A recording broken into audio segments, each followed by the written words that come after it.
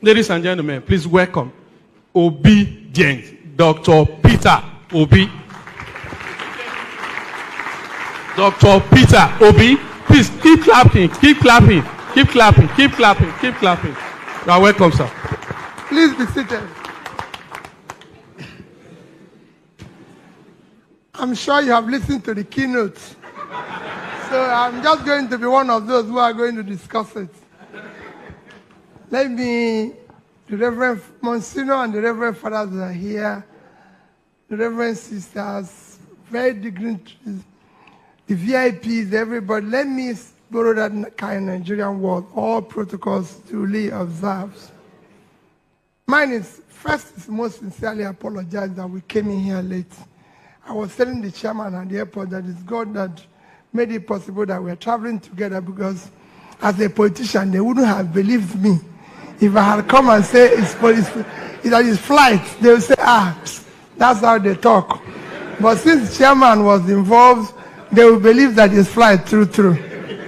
You know? And somebody said, oh, they invited me months. There's no way I told Father, there's no way I would have missed this event. Because the invitation came from a place where I cannot say no. If you know how I've invited for this occasion, this invitation came through my wife. And her position is, this is my parish. Let me not hear you anywhere that day. It drops it. And this morning I had to borrow Father George to speak to her that I'm running late. It's not me. You know, Father George, please speak. He said, I even said, can't I pass through the house and have breakfast? Say, go there first. When you finish, you come home and eat. It's okay. So I thank you for the occasion, and I thank the organizers, and I thank Father George for what you've done. Wonderful work. Whenever you sit down and reflect what is happening in Nigeria, the only thing you can feel is sad and pain. I was talking to Father George at the airport, and I told him, I said, I sat down yesterday with one of the people I consider very influential in the North, you know. And I showed him, I said, he's his friend. So he knows him very well. And I said to him, let me come and see you. He said, no, Peter. I said, I'll come and see you. I want us to sit down and talk about Nigeria.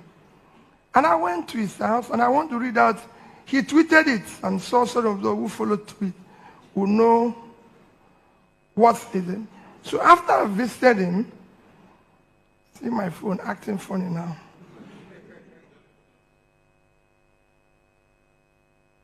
And after I visited him, he tweeted, he said, I spent valuable time with Mr. Peter Obi this morning. I wish to those who see him as ethnic candidate to get to know him better. I also wish to those who try to sell him, tone down their ethnic identity. I hope this nation will see and listen to this candidate. Revolution is coming. Because I sat down to him, I said, listen. I told him, I said, you think this is issue of tribe or issue of religion? No. Can you show me the roads where that is paid for Muslims to drive through so I can pass through it? Can you show me where Muslims buy bread cheap? Can you show me those where there's so much no poverty for Muslims so we can go there and live? I said, the president is from Katsina. I visited Katsina. People were living in fear. Even more fearful than my state. So it is not issue of religion. It is not issue of tribe. That is what we politicians use to continue the confusion called Nigeria. There's no country in the world today, like Father George has said, who have this collection on, who would be where we are that will not have the problems we're facing. You have over 100 million people living in poverty. From the World Bank report just released 2 weeks ago, 7 million will be added to it. So soon you have about 110 million living in poverty. There's no way you won't have problem. I say it every day, you have more people living in poverty than the 2 biggest countries of the world combined. China and India is 2.8 billion, but you have more people living in poverty than two of them combined, and you're just 200. That's the way you won't have crisis. We have the highest unemployment in the world. When you check the population, you have 35% unemployment combined by underemployment, because so many people today, the income they earn cannot do anything for them. So you have underemployment of about 25%. That is 60% underemployment, out of which 70% are your young ones in their productive age doing nothing. We have the highest drug prevalence in the world today, 14.8, when the global average is 5.7.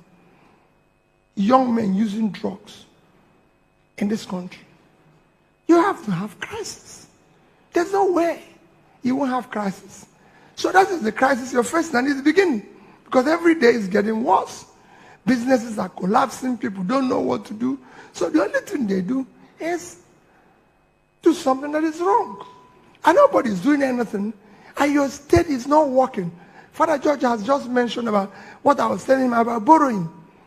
I said, Father, you have reached a crisis situation that your country now borrows about $1 trillion every month to survive. Last year, and I give you in this year, first 5 months of last year, Nigeria borrowed or debt servicing total revenue from January to May was $1,847 billion. We used $1,802 to service debts. That is 98%. And we're borrowing more. By our last year budget, we promised that our borrowing will be 30%. We borrowed about 60. This year, our budget is about 18 trillion. Out of which we say we're going to borrow only 6 trillion. I can assure you there's no way we can generate more than 6 trillion. So we're going to borrow 12. And you're servicing that. In the next 1 year, we will need to borrow, which is what we're doing today, because 100% of what we earn as revenue will not be enough to service our debts. Because the entire money you borrowed was for consumption. So there's no way it's generating anything. And that is the crisis you face as a nation. In the past 1 year, Nigeria has not put a penny into the sinking fund for payment. Even for the young ones. They don't even know that the bonds we're issuing today are payable in 2045, 50, 55. We'll soon be issuing bonds for 60. We will all be gone by then. It's their problem, and we're not saving anything to pay it. And nobody's caring. Everybody is just moving. So Nigeria is just, like I always say, it's Titanic. You know, when Titanic was going under, the people on the deck where they play music was busy dancing and thinking that they are still there until everything went under. That's what is happening in this country. People are still going around as if things are normal. It is not normal. You cannot move around in Nigeria today. You can't go from Abuja to Kaduna by road, by air, by anything. No way. They'll tell you, please don't come. I was campaigning all over the north. Everywhere said, please, Peter, don't come. And people think it's normal. It is not normal. You live in a country that is totally unproductive. Country that is totally unproductive. So when we talk about good governance, where do we start? We have to examine ourselves and say, what do we need as a country? How do we start? What are we going to do? First is that your country is not productive. Every nation of the world that is making progress is productive. They're investing in the right areas that make production and everything possible. That's what I was telling Father George. I said, Father George, I was invited for this thing, but I didn't have opportunity of reading what the topic is all about. And he said to me, this is the topic. I said, okay, fine. Since you're going to speak before me, maybe from what you say, I will be one of those who will analyze it. Your country is not productive. It is not working. And that is the biggest challenge, because we are all here for consumption. We are here for celebration. All we do is sharing. Nobody cares how we're going to do anything. And I gave him instances. I said, Father, since this is the topic, let me tell you what we need to do very quickly. Here we are. Our total export, including the oil you mentioned, that will soon go. Our total export last year was under $30 billion. A country of 200 million people, $30 billion. It's totally unacceptable. I've been going to countries. Morocco, with 36 million, total export last year is over $50 billion. Vietnam, 100 million, total export, $312 billion last year. Vietnam is occupying a total land space, 331,000 square kilometers, with 100 million population. So in terms of land space, they are 1/3 of Nigeria. Nigeria is 923,000 square kilometers. They are 331. They are half of our population, they are 100. And their total export, out of which natural resources is less than 2%. What are they exporting? Manufactured goods. Vietnam is first is electronics. Number 2 is clothing. $32 billion worth of clothing. That's what they exported. Twice what we earn from oil. Number 3 is footwear. 23 billion, and we couldn't more than what we earn from oil. And we have people here who can do all that. Nobody is doing anything. And we're moving. And so are so many other countries doing the same thing. Nigeria is not doing anything. I traveled everywhere in the north. Went to Niger State. Half of Niger State is occupied by terrorists. Call them, because they call them bandits. Half of Niger State. Nothing is working in Niger State. And I asked the people of Niger State, you are sitting on 76.3 square kilometers of land. Fertile land, you can't feed yourself. You can't do anything. That shows how unproductive Nigeria is. Netherlands, with 33,000 square kilometers of land, did export of food item, agricultural item, $125 billion in 1 year. You can't feed yourself. Talk less of talk about export. I went to Taraba. If you go to Taraba and see the Mambila plateau, the sand and everything, the vegetation and all that. And I asked the governor, you can do flour here. I told Father George, my interaction with the governor, you can do flour here. You can do coffee. You can do tea. But they are waiting to share it, to go and collect money. Kenya exported last year over $500 million worth of flowers. I went to the field. I watched young girls and boys picking flowers. They are being paid the least salary, $100. Just picking flowers. I was in Ethiopia. The young men working in tea farms are paid about the same amount. Last year they exported $1.1 billion worth of tea. $1.1 billion. African country. This is no longer Western country. With all the problem in Sri Lanka, their tea export last year was $1.4 billion. So these 3 items can give $3 billion annually. If Taraba, with 54.4 square kilometers, decides to do it and earn 10%, is $300 million, which is almost twice their My budget. name is Favor Olamide, aka Black Ashai. Welcome once again. I want to use this opportunity to thank everyone where they watch my video, where they like my video, where they share me out. God will bless you, all of you, yafu. God will bless you all in Jesus' name. Yes, so my message to all Nigerians, all our brothers and sisters, our mothers, that is Nigeria. If you never get your PBC card, what are you waiting for? They're waiting to share from oil. It's an unproductive country. So you must move this country from consumption to production immediately. And we have what it takes to do it. We have the talent, we have the resources. Except, like he said, we have gangsters all over the place. And when I say, people say, so stop using the word. I say, no. Nigeria is the case of, it's not just political class.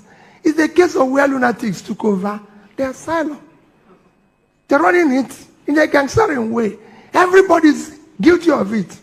All of us here. Like I said, I keep taking my reference to Father George this morning. Say, Father George, I've been a governor. This is the only country that will celebrate criminality. Everybody, including the church. They're not exempted. This is the only country you vote Peter Obi in. Everybody knew he doesn't have a house in Ikoyi. When we voted him in, I was even in Festac when I became governor. So everybody knew where I lived. And suddenly he buys a mighty house in Ikoyi, running into billions. Decorates, furnishes everything, and invites the church for housewarming. The church comes in, they are praying for him. Wishing him wherever he got to this thing, they want him to build more. The people, the church people all over the place, waiting to eat and drink, and are praising him.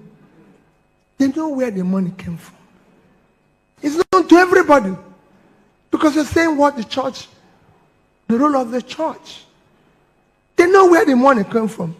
But instead of calling police and saying, this man has stolen our money, they are the ones celebrating it.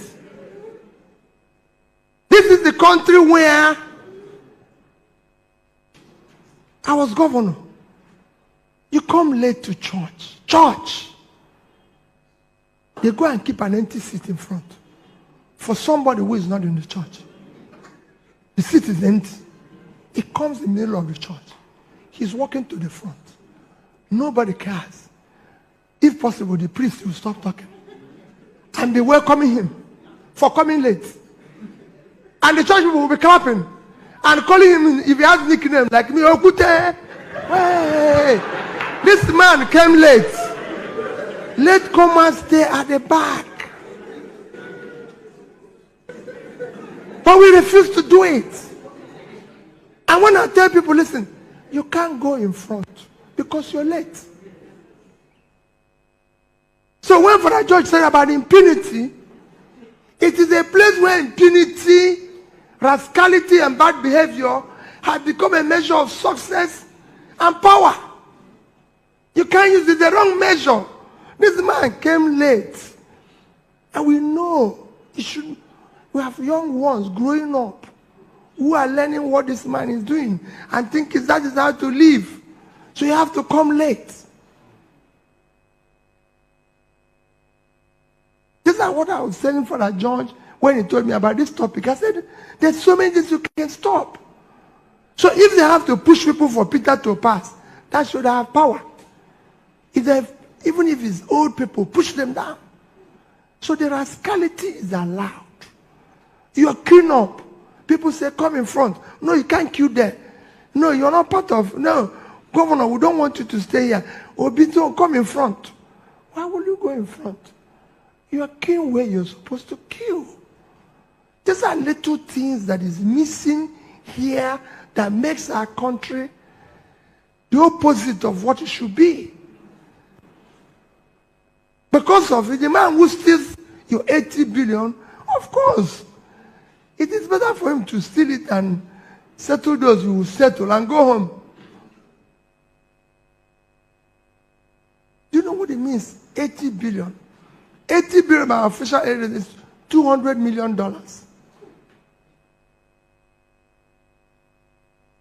You see people today sharing dollars in Nigeria. All over the place. And nobody's asking the question. In fact, everybody is keen to collect his own. Nobody is saying, this thing we are doing, one of the greatest measures of your economic stability is your currency. Today, Nigeria has been dollarized. And Nigerians are celebrating those we voted into power who have no means of earning dollar. They cannot show us means of earning dollar. If you do that anywhere in the world, they will ask you to show evidence of your dollar earning in the past 5 years, including relevant taxes paid. But it was being shared in public. But we are arresting young boys who have laptop. But we have people who are sharing, people who have. We're asking people to pay 100 million naira, 40 million naira to buy form. In a country, Nigerian per capita is 2,000. American per capita is 75,000. Because Nigerian economy, as you know, is $400 billion GDP versus American GDP of 22 trillion. Yet, you cannot pay $2,000 to buy form to contest the election in America. But they are charging you here in Nigeria $200,000 to buy form, to be governor. That's what Father is saying. You're owing lecturers.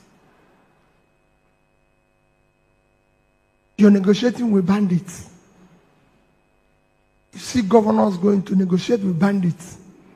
But they are not negotiating with lecturers. And everybody is keeping quiet. Because it's not important. The global average intake, admission of higher school intakes is 38%. In the Western world, it's at 8%.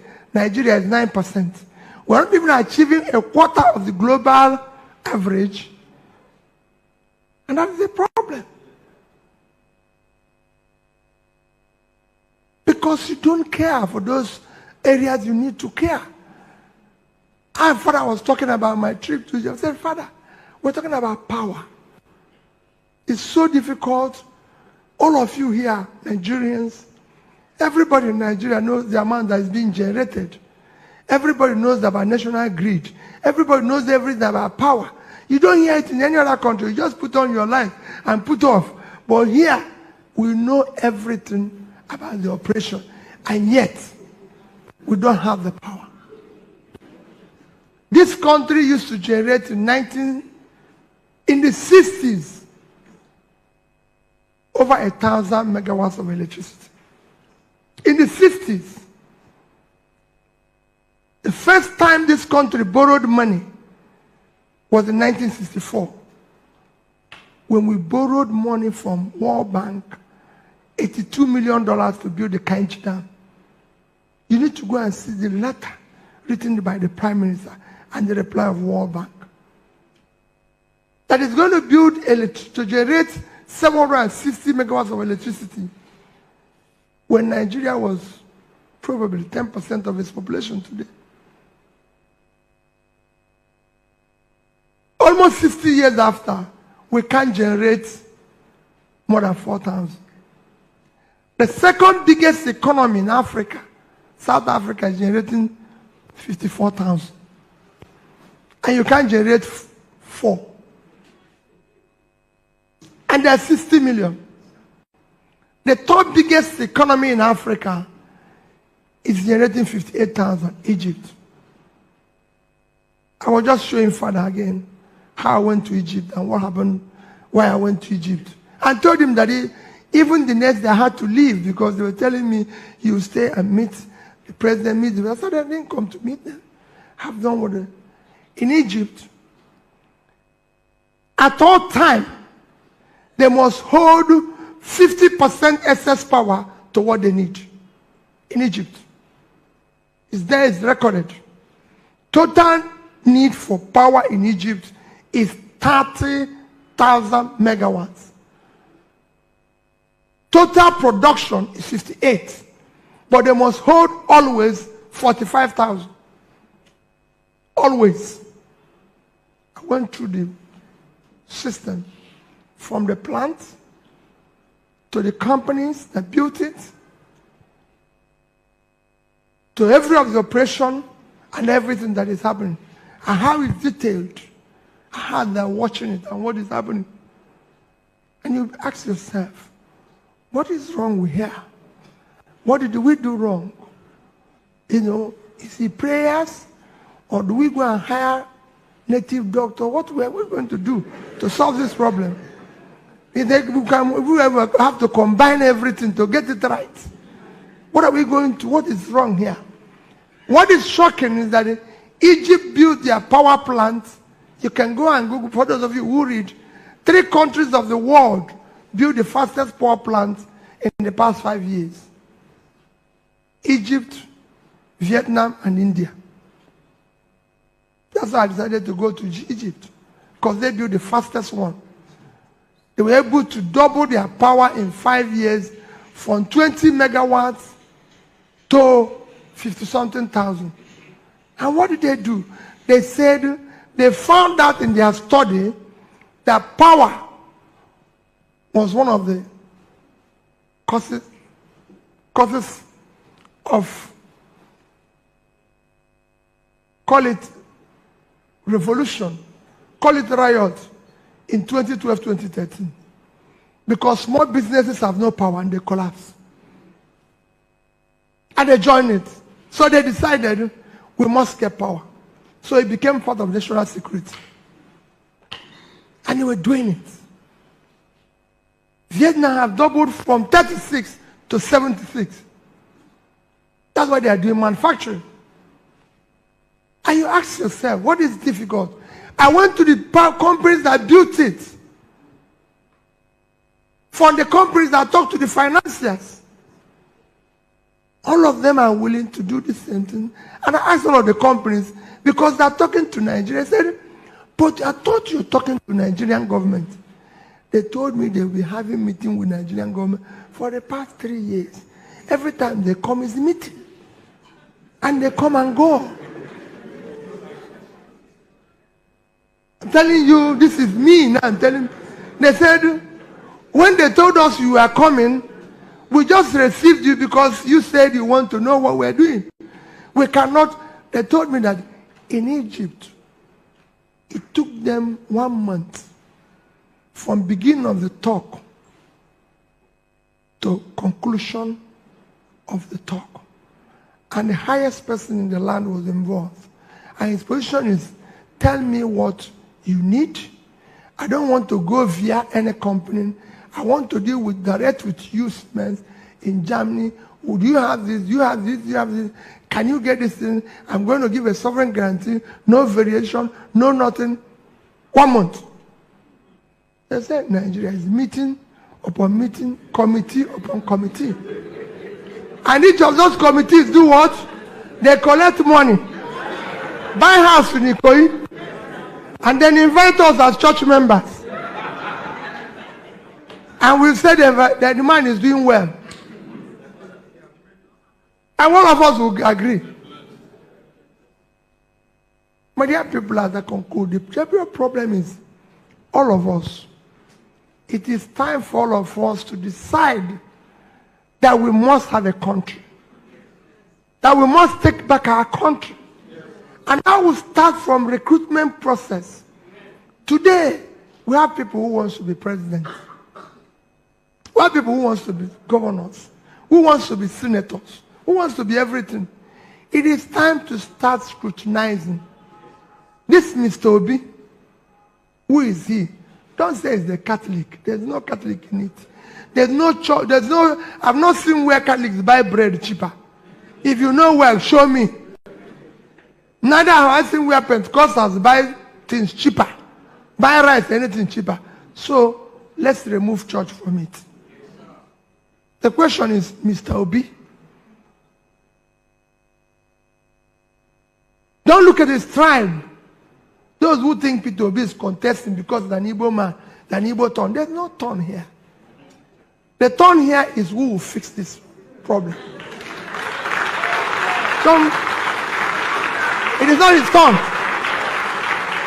So, let's put Mr. Obi on the scale. Let's put Mr. Obi on the scale. Where is he coming from? This thing he's talking, because we have people who can speak good English here and who can talk well. This thing he's talking, where did he do it before? Does he have this thing? Do we know him and everything? Let's interrogate even mothers, his family and everything. It's not enough to say the man is this, the man. Let's start from there. This man who says he's going to be governor. Don't look at what you're going to benefit. All of us are benefited. All of us are going down every day. Things are worsening every day. I know people who can't go to their village now, yet they're big men in Lagos. No, you can't tell me that. If your territory has been taken away, and you say you're a big man, where? You're just waiting for them to come here and chase you out of here. Because that's how they go. They go from one territory to the other. If you think this place is safe today, quote me, it won't be safe next year. Because they capture this one, you run to this one. They capture it one, they chase you away. So, let's ask ourselves a question. Let those who want to serve us now come and tell us what they want to do. It is not good to write things in paper and share us and say you're doing this and everything. Let's engage them. The last people, we didn't engage them. So when we started saying, you said this, say, show me where I said it. No. Come and tell us what you want to do. Come and tell us how you're going to get the resources and what you want to do. It is not a difficult thing. We have borrowed money. Your country has borrowed in the past. When Obasanjo left government, it will shock you. Nigeria was owing only 3 trillion naira. 3 trillion naira. Today our debt is 60 trillion. Without anything to show for it. Of course, you saw the publication. You saw the publication they released. The publication says 41.9 trillion. They didn't include ways and means from central bank there. If they included 60 trillion, so your debt today is about 120 something billion dollars, 30 something % of your GDP without anything to show for it. There's nothing wrong in borrowing. Every country of the world borrows. Not one country have I seen that is not borrowing. Everyone on each of them is owing a lot of money. We celebrate America. They're owing 100% of their GDP, almost. We celebrate. People refer to Singapore every day. Singapore debt to GDP is over 130%. Japan is 230. Everybody, even Norway, that have the highest sovereign wealth fund of $1.4 trillion, they're still owing 50% of their GDP. But what you do with borrowing is what makes a difference. That is why our debt service to ratio to revenue is very high. South Africa is owing. South African debt to GDP is over 75%. But their debt servicing ratio to revenue is only 20%. Egypt is 40%. But ours is 90-something% because we threw away the money. Nobody can find where that money is. In fact, from my experience of what happened in Egypt, if we had spent out of $120 billion we're owing, if we had spent just $20 billion in power, we'll be generating about 30,000 megawatts. A quarter of what we have borrowed and thrown away. And I can show you countries that borrowed. Yes, I was in Bangladesh in 2008, 2010. In 2010, Bangladesh GDP was $115 billion. We are owing $36 billion. Between $36 and $45 billion for their debt then. It was about 36%. It was $45 billion. That's what they own. Their per capita was $707. Nigeria then, our per capita was $2,250. 2010. Our GDP was 375. And our debt was less than 10%. So we're owing less than $30 billion in 2010. Today, Bangladesh GDP is 340 billion. Their per capita, which is tripled. Their per capita is now 2,050, which means it's tripled. Their debt is equally tripled. Their debt went down to about 114, 115. But because their GDP had grown higher, in percentage terms, it came down to about 32. But look at our own. Our debt had gone up to about 30%, from about $30 billion. Wow, this man is loaded. Peter Obi is loaded. After listening to his speech again and again, oh, I feel like crying. Oh my God, my people in Nigeria, please so go and get your PVC if you have not gotten anyone. This is Moses of our time. Please, my wonderful people, what do you say? What is your take about this speech? Please kindly drop your comments. Please, let's put him in his prayer that God should protect him and guide him for him to be able to succeed in this coming election. In Jesus' name. Thank you all for watching. Please follow us on our page for Olamide and our YouTube.